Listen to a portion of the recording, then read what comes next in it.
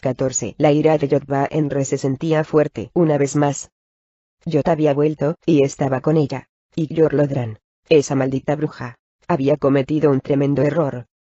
Anteriormente, la reina araña había favorecido a la casa Oblodra siempre, aun cuando las supuestas sacerdotisas de la casa no eran piadosas, y en ocasiones expresaban abiertamente su desdén por Yod. Los extraños poderes de los Oblodra, su fuerza psíquica, habían intrigado a la reina araña tanto como los temían las otras casas de Menzoberranzan. Ninguna de esas casas deseaba enfrentarse contra Yor y su clan, y Yod tampoco lo había exigido. Si la ciudad hubiera sufrido un ataque del exterior, en particular de los Illitas, cuya caverna no estaba a mucha distancia, Yor y los Oblodra habrían sido una gran ayuda. Pero eso había terminado. Yor había cruzado una línea muy peligrosa. Había asesinado a una madre matrona, y, aunque tal hecho en sí mismo no era algo infrecuente, había intentado usurpar el poder de las sacerdotisas de Yod, y no en nombre de la reina araña. La matrona Ba-Enre sabía todo esto, sentía la voluntad y la fuerza de Yod dentro de sí misma. El tiempo de conflictos ha terminado, anunció a su familia, y a cuantos estaban reunidos en su casa, en la capilla casi totalmente restaurada. Mesbarri Sargo se encontraba también presente, ocupando un sillón en un lugar de honor, en el estrado central, por invitación personal de la matrona Ba-Enre. Ba-Enre tomó asiento junto a la madre matrona de la segunda casa mientras la multitud reunida prorrumpía en vítores, y, a continuación, dirigida por Triel, elevaba un canto a la reina araña. ¿Terminado?, preguntó Mesbarri a Ba-Enre, utilizando el lenguaje de señas, ya que habría sido imposible hacerse oír con el clamor de los 2000 soldados de la guardia Ba-Enre. El tiempo de conflictos ha terminado, respondieron los delicados dedos de la primera madre matrona. Salvo para la casa Oblodra, razonó Mesbarri, a lo que Ba-Enre se limitó a contestar, con una malévola sonrisa. En Menzoberranzan, era de dominio público que la tercera casa se encontraba en graves apuros. Y no era un secreto, porque los Tanarris y los otros demonios seguían rodeando el palacio Oblodra, arrojando kobolds a la grieta de la garra desde los salientes de la cima, e incluso atacando, sin contemplaciones, a cualquier Oblodra que se dejaba ver. ¿Yor será perdonada?, preguntó Mesbarri mientras levantaba el pulgar izquierdo al final de la frase, que era el signo de interrogación en el código de señas. La matrona Ba-Enre sacudió la cabeza una sola vez, con energía, y luego volvió la mirada, intencionadamente, hacia Triel, que dirigía a los reunidos en una ferviente plegaria a la reina araña. Mesbarri se dio unos golpecitos en los dientes con la larga y curvada uña, en un gesto de nerviosismo, mientras se preguntaba cómo podía estar Ba-Enre tan segura respecto a esta decisión. ¿Planeaba atacar a la casa Oblodra por su cuenta, o tenía intención de comprometer a Barrisson de Largo en otra alianza? La segunda madre matrona no dudaba que entre su casa y la casa Ba-Enre podían aplastar a la casa Oblodra, pero la perspectiva de ensarzarse con Yor y esos desconocidos poderes no la entusiasmaba. Metil, invisible, y situado al pie del estrado, leyó los pensamientos de la madre matrona invitada sin dificultad, y a continuación, se los transmitió a Ba-Enre. Es la voluntad de Yod, dijo la primera madre matrona con aspereza mientras se volvía a mirar a Mesbarri. Yor ha vituperado abiertamente a la reina araña, y, en consecuencia, será castigada. ¿Por la academia, como es costumbre?, preguntó Mesbarri. Un feroz destello brotó de lo más profundo de los rojizos ojos de la matrona Ba-Enre. Por mí, respondió con contundencia, y de nuevo, miró a otro lado, dando a entender que Mesbarri no obtendría más información. Mesbarri tuvo el sentido común de no insistir. Se arrellanó en el sillón, e intentó sacar conclusiones de esta sorprendente e inquietante información. La matrona Ba-Enre no había dicho que una alianza de casas atacaría a Oblodra. Habían declarado una guerra personal. ¿De verdad creía que podía derrotar a Yor? ¿O acaso esos demonios, incluso los poderosos Tanarris, estaban bajo su control más de lo que había dado a entender? Esta idea asustó a la matrona de Barrisson de Largo, pues, si estaba en lo cieno, ¿cuántos otros castigos podría infligir la encolerizada y ambiciosa matrona Ba-Enre? Mesbarri suspiró profundamente, y desechó esos pensamientos. Poco podía hacer al respecto ahora, sentada en la capilla de la casa Ba-Enre, rodeada por 2000 soldados de la familia. No tenía más remedio que confiar en la primera madre matrona, No. Se corrigió para sus adentros. Confiar. No. Eso. Nunca. Tenía que esperar que la matrona Baenre pensara que era más útil a su causa, fuera la que fuera viva que muerta.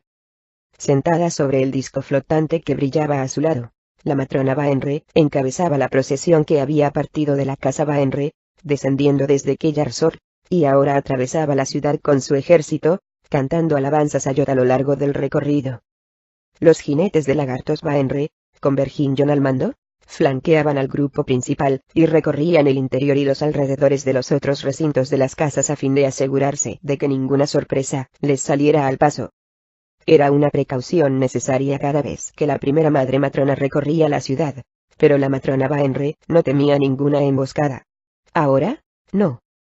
A excepción de Mesbarrizargo, no se había comunicado a nadie más la marcha a Baenre, y, desde luego, ninguna de las casas menores, ya fuera por separado o en alianza, se atrevería a atacar a la primera casa a menos que la ofensiva hubiera sido muy bien coordinada.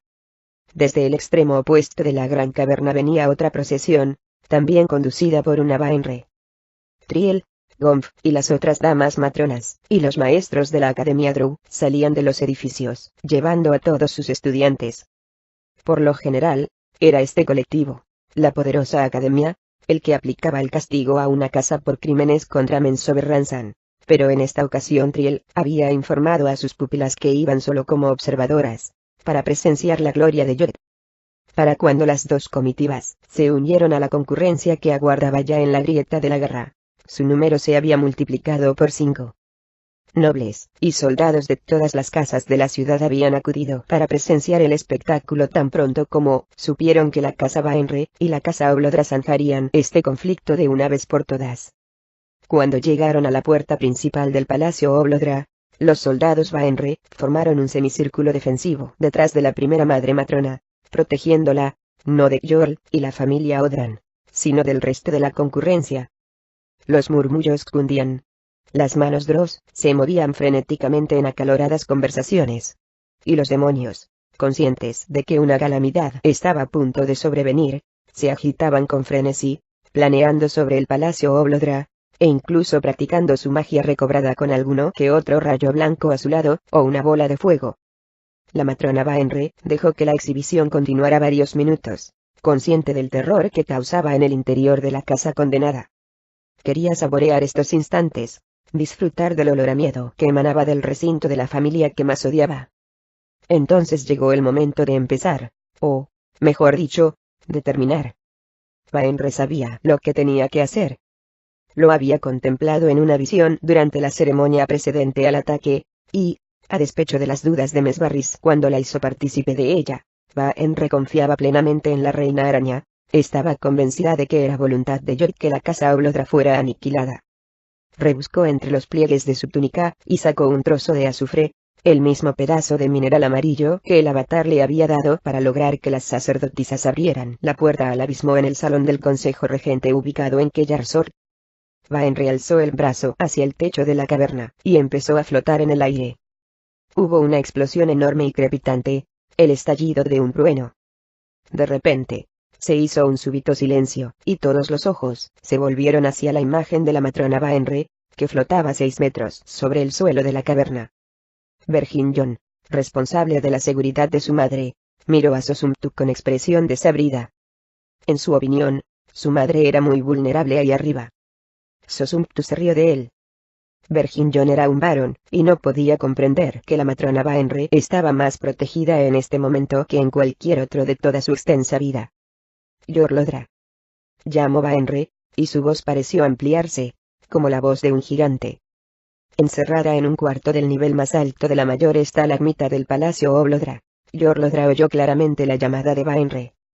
Sus manos se cerraron crispadas sobre los reposabrazos de mármol tallado de su trono. Apretó los ojos, como si se instara a concentrarse. Ahora, más que nunca, Yorl necesitaba sus poderes, y ahora, por primera vez, no podía acceder a ellos. Algo iba terriblemente mal, lo sabía, y, aunque sospechaba que Yod estaba detrás de ello hasta cierto punto, sentía, como muchas de las sacerdotisas de la reina araña lo habían percibido cuando empezó el tiempo de conflictos, que este problema estaba por encima incluso de Yod. Las dificultades habían empezado poco después de que Yorl regresara a su casa, perseguida por los Tanaris sueltos. Sus hijas y ella se habían reunido para establecer un plan de ataque con el que rechazar a los demonios.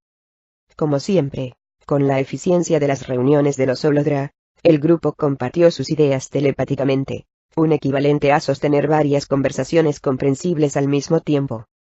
El plan defensivo se estaba desarrollando bien, con lo que Yorl cobró confianza en que los Tanaris serían enviados de vuelta a su propio plano de existencia.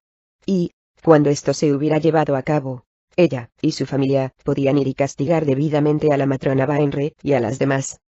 Entonces, algo terrible había ocurrido. Uno de los Tanaris había lanzado un rayo, una descarga cegadora y candente que ocasionó una grieta a lo largo del muro exterior del recinto. Esto en sí mismo no era tan grave, pues el palacio, como todas las casas de Menzoberranzan, podía aguantar un fuerte castigo. Pero lo que el rayo y la reaparición de los poderes mágicos significaban era desastroso para los Olodra. En ese mismo instante, la conversación telepática se había interrumpido bruscamente, y, por mucho que lo intentaron, los nobles de la casa condenada no consiguieron reanudarla. Yorl era tan inteligente como cualquier drow de Menzoberranzan, y sus poderes de concentración eran únicos. Notaba la fuerza psíquica en su mente, los poderes que le habían permitido pasar a través de paredes, o arrancar el corazón palpitante del pecho de un enemigo. Estaban ahí, en lo más profundo de su mente, pero era incapaz de hacerlos manifestarse. Seguía culpándose a sí misma, a su falta de concentración al enfrentarse al desastre. Llegó incluso a darse puñetazos en las sienes, como si las sacudidas físicas pudieran provocar alguna manifestación mágica. Sus esfuerzos fueron vanos.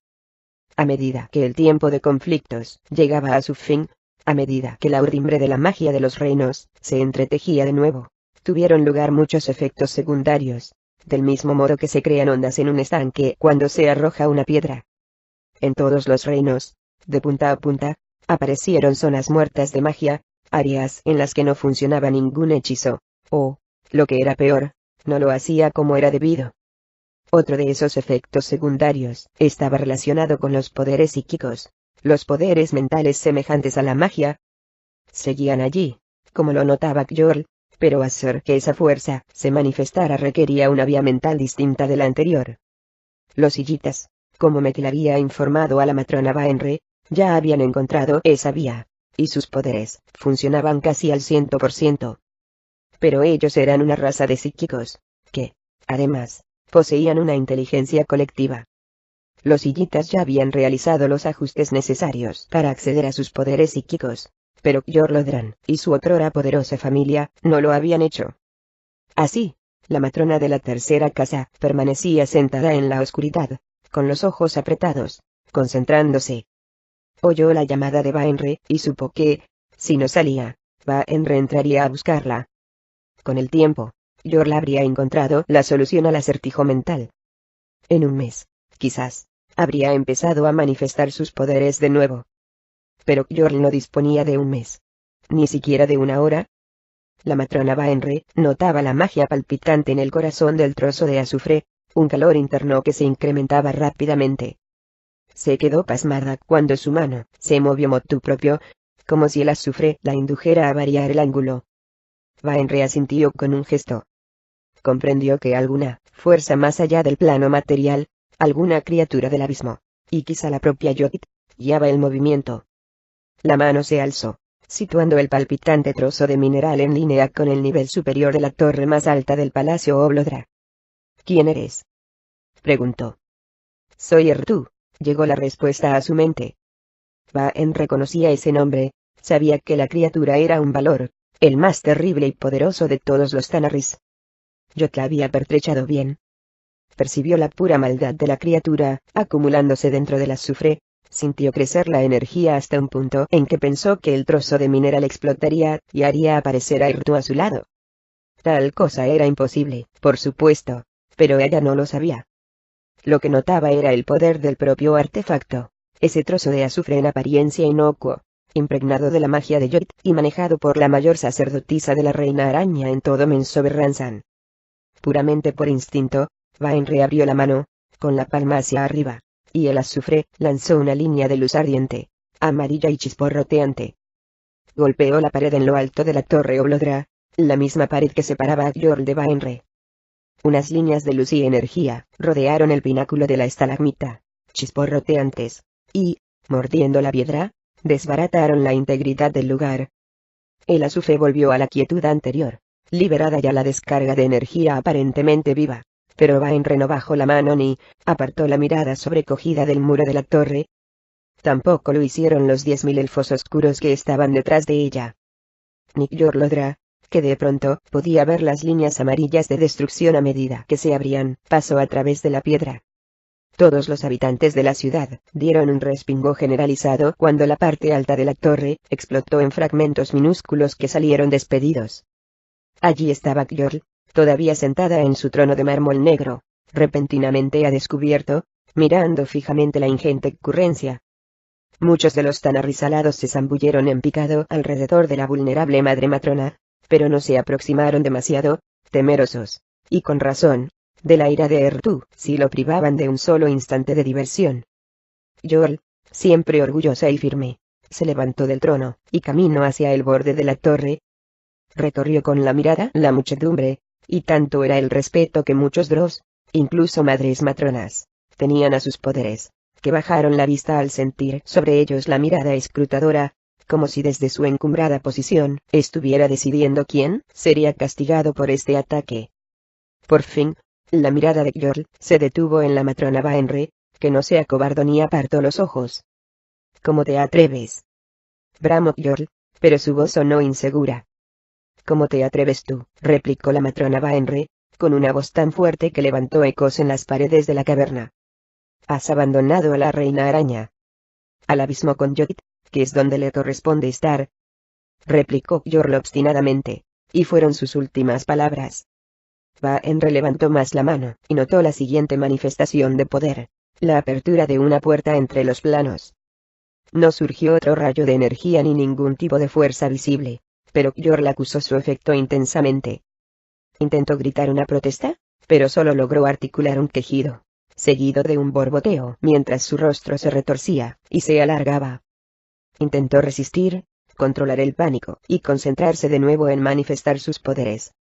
Sintió como la piel y los músculos se separaban de los huesos. Sintió como todo su cuerpo se estiraba, se alargaba, mientras el azufre tiraba de ella con una fuerza irresistible. Aguantó con tenacidad la indescriptible agonía, la horrible certeza de que estaba condenada. Abrió la boca, deseando gritar una última maldición, pero lo único que salió de entre sus labios fue la lengua, que se estiró hasta alcanzar un tamaño fuera de lo normal. Gjorl sintió como su cuerpo se extendía hacia abajo desde lo alto de la torre, atraído hacia el trozo de azufre y a la puerta entre los planos. Tendría que haber muerto ya. Sabía que debería estar muerta bajo la tremenda presión. La matrona Vaenre mantuvo firme la mano, pero no pudo evitar cerrar los ojos cuando la forma extrañamente alargada de Gjorl voló desde lo alto de la torre rota, dirigiéndose directamente hacia ella a una velocidad vertiginosa. Varios Dross, entre ellos Verjinjon, gritaron. Otros lanzaron una exclamación ahogada, y otros proclamaron la gloria de Jokit, cuando Gjorl, estirada de tal manera que semejaba una lanza viviente, penetró en el trozo de azufre, en la puerta que la llevaría al abismo, a Errtu, al ejecutor de su tortura designado por la reina araña. Detrás de Gjorl vinieron los demonios que, en medio de un clamor de rugidos, lanzaron rayos contra el palacio Oblodra, ardientes bolas de fuego, y otras cegadoras demostraciones de su poder.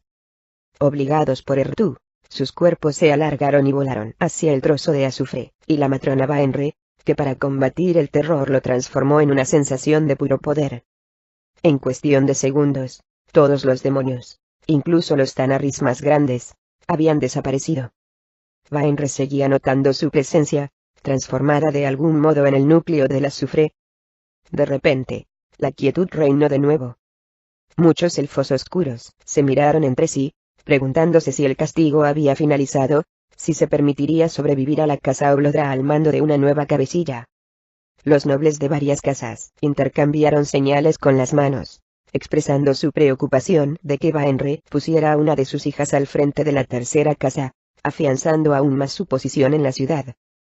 pero la primera madre matrona no tenía esas intenciones. Esto era un castigo exigido por Lloyd, uno ejemplar, más terrible que cualquier otro aplicado a una casa de Mensoberranzan.